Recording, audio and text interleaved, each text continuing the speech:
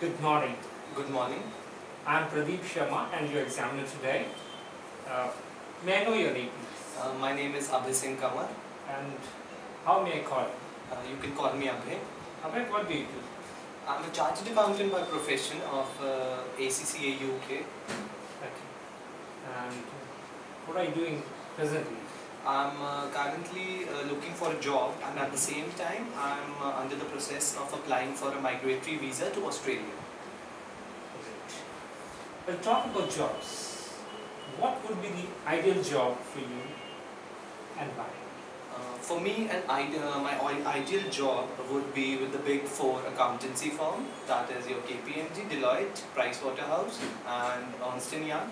And I feel that this is the most suited job for me because of my qualification, that is that of a chartered accountant, and I feel that the opportunities as well as the exposure available to me with these top companies would be the best available in the market. I see. And how easy is to get job in your country?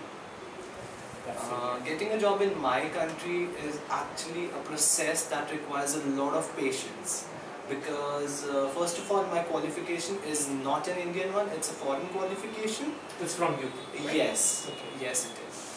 And people over here aren't much aware about ACCA, so that is one of the hurdles that I am facing at the moment. Why did you choose to get this ACCA degree? Ever since I was a teenager, I knew what I wanted. I knew that I wanted to go abroad, work over there, and having a foreign qualification from such a prestigious institution would have actually helped me to realize that dream. What are the typical working hours in India when you work? I've done some internships with certain companies in India, and my working hours used to be from 9 in the morning to 6 or 7 in the evening. Mostly that is the typical working hours. Yes, they are. Okay. And how do people in your country like to relax when they're not working? Well, it depends on from person to person and place to place. And in my personal opinion, in my personal case, I prefer to hang out with friends or family, listen to music, read novels, or maybe travel. Okay. How do you spend your weekends? My particular weekends, they begin at 10 in the morning, laze around in the bed for half an hour even after I'm awake, start my day with a heavy brunch. Okay. And sit down with my parents, watch some television, maybe in the evening. Are they the same every Saturday or Sunday? Depends. It basically depends. If I haven't been spending much time with my parents, then I would prefer, to stay at home with them.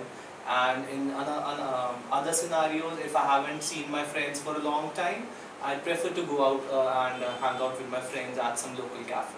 May I know something about your hobby? My hobbies, I have a wide range of hobbies which include listening to music, reading novels, sports like squash and football, and I like watching some television in my free time as well. Now I'm going to give you a topic. You will have to talk about topic for 1 to 2 minutes. You have 1 minute to think about what you're going to say. You can make some notes if you wish. That will help you to speak. Here is your topic.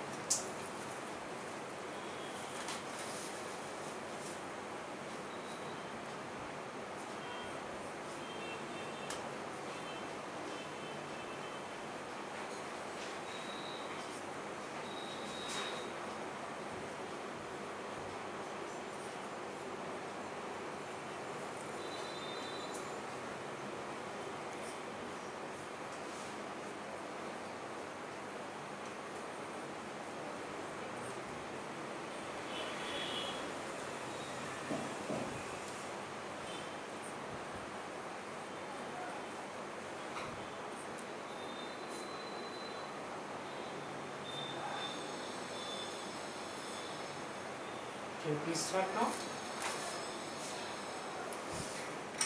during a school time or maybe at home, you know, each and everyone has got into some kind of trouble, maybe, you know, breaking something, or it might include, you know, not doing something that your parents might have asked you to do. For me, one such instance would be, you know, when I used to go out in the evenings to play cricket with my friends. My home, you know, it had a long driveway, and we used to make stumps on one end of the wall, and on the other end, the bowler used to be there. I remember this one day when I hit a superb shot, and the ball, it hit directly my neighbor's window, and the glass shattered. And our first response was to run away and hide so that nobody would know that we were actually present. We were the, you know, mastermind behind the whole disaster. And once my parents got to know about it, my neighbors, they basically complained to my mom that there's a lot of noise, and the children, they are always creating a ruckus in the evenings when auntie and her husband, they wanted some peace and quiet. And what my parents did was they grounded me for over a week, and during this time I wasn't allowed to watch any TV or go out to play with my friends. But I still remember that it was a really difficult time for me, because as a child I was always inclined, you know, to spend my time outdoors rather than indoors. And one of the more major things that this punishment brought for me was that I had to only concentrate on my studies, no fun, no hanging out with friends, and most importantly, no cricket at all.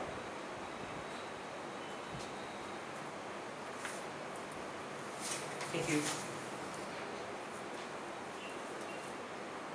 So you're naughty in the child. Talking about crime, what sorts of crimes are common where you live? Crimes, you know, in my locality would include small petty thefts, you know, when one is out for a vacation or maybe just going to attend some family function for a few days. Okay. And car thefts are the most common in my neighborhood. Okay. The expansive one. Yes. What do you think makes people commit serious crimes? I feel that serious crimes are basically a result of disappointment in life, or maybe trying to find an easier way out to make money. Is unemployment linked with the crimes in any way, according to you? Yes, it can be in certain cases, you know. Certain people, maybe if they're coming from weaker backgrounds and they're not able to and they don't have many opportunities present for them, they tend to resort to such methods to earn a livelihood. Do you think that some forms of entertainment, such as video games, they promote violence? Yes, certain games do promote violence, but then again there's a warning that say, and a particular age limit that one has to be before playing that particular video game. So it promotes according to you? In a way it does, but then again it depends on a person's own judgment. You know, if he takes it as a video game, or maybe he's trying to actually apply that in real life as well. Okay, but for the adolescents or teenagers, that would be difficult to distinguish what's wrong or what's right. Yes, it might be, but the power of discrimination might not have developed at that time. Yes, it can be so in certain cases, but at the same time, I feel that it is, you know, it is a parent's duty and a certain level of responsibility to see that what kind of games the child is playing and if they are suitable for a person of his age. Okay. Talking about punishing lawbreakers, do people who break the law in your country receive the correct punishment? Yes, they do. But in certain cases, like you know, when a child is not of legal age, I feel that the laws need to be more strict. But is it that the influential people or people imply some influence on the lawmakers or the people who are enforcing the law. I'm sorry. Influential people, they get away Yes, with there have been many cases in our country where money and power has actually helped a criminal escape from the judgment or the punishment that he actually deserves. Is the death penalty ever acceptable? I feel for certain crimes of heinous nature, death penalty is the ultimate solution.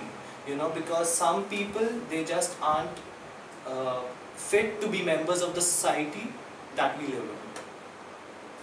Are there any alternatives to putting someone in jail, like within a jail or corrections? Yes, I feel a correctional facility or maybe rehabilitation centers which actually try to find the root cause of the problem rather than just punishing an individual for the crime or the mistakes that he has committed.